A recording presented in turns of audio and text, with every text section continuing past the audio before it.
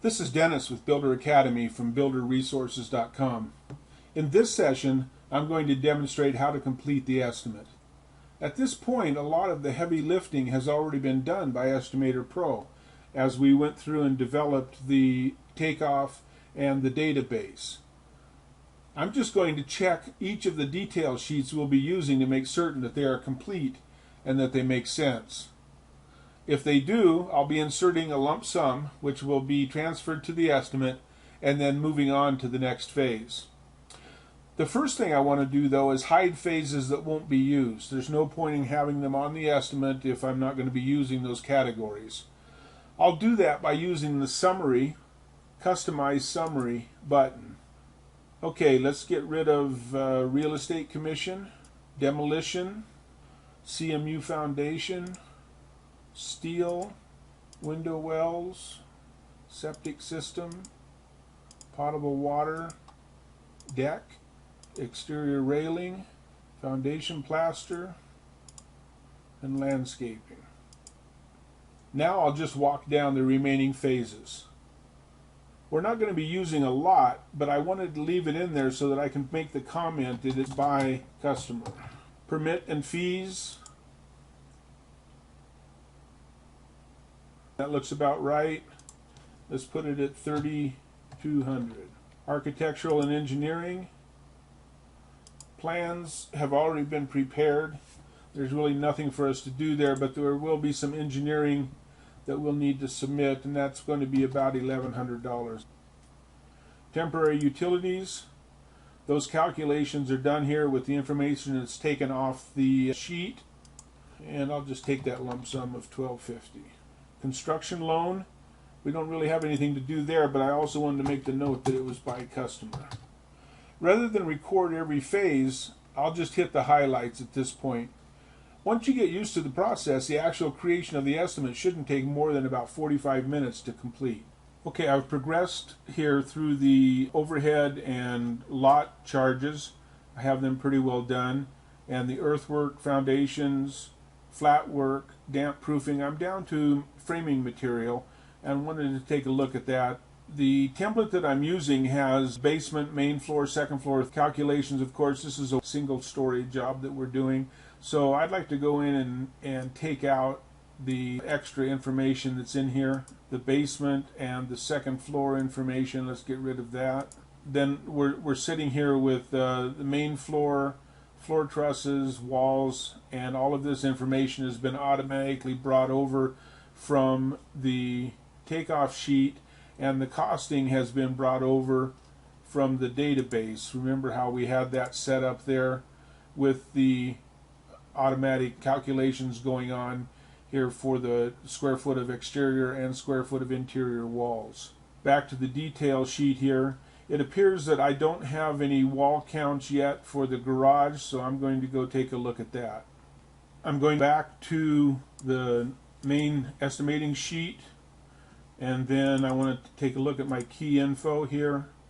And looking at the walls, I can see that there is no garage walls input here, but I do have garage square footage. I'm going to need about 68 feet of garage wall, exterior wall at a 10-foot height. Now we go back to the cost breakdown and back to framing material, and you can see that it has been added here at exterior walls and the price of it calculated out and the price adjusted. So that looks better. Let's run that at about 49,000. And then that number is carried over here. Let's adjust the entry door quantities to the actual takeoff. Okay, we want an entry door allowance, a steel full light door, and we want 6/0 French, 4 of them.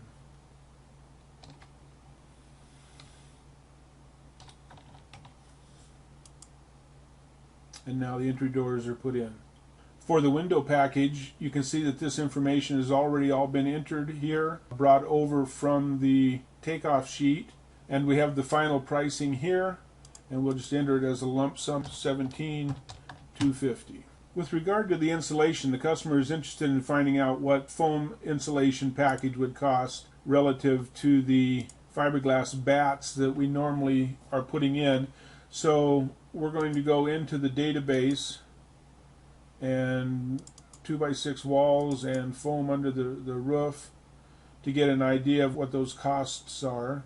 And then we'll look here at what the original cost was of $52.82, so we'll make that $5,300 would be our standard package. And then if the customer wants to make the change, the cost for the urethane foam would be $27,400, so basically a $22,000 add for the foam. We'll go back to the insulation in the comments, add $22,000 to upgrade to foam insulation. Okay, I'm on the painting detail sheet now and taking a look at the costs. This interior paint cost looks about right to me, but the exterior looks a little high, especially since we're doing stucco. So I'm going to take a look at it here and see what's going on. Soffits and eaves, okay, 410 lineal at $2 a foot. Okay, I have the exterior walls are in here for painting, and obviously we don't need that if we have the stucco. So I'm going to just cancel that out, and that looks a little bit better. I'm going to lump sum this, so we'll go with $5,100 for the interior and $1,000 for the exterior, and that should do it. Okay, here we are back at the estimate sheet. We've completed our estimate at this point, and I have added in the comments here just some information for my own use about what kind of specifications are being used. Everything's been checked and we're ready to move on to the proposal at this point. We do have information here that I can check to make sure that we're in the ballpark. We're at about $124 a square foot, with construction costs at about $91, and profit and overhead at about $23.58 or 19%. Part of the calculation is the actual company overhead and builder's margin. So we're good to go, and the next step is to put the actual proposal together.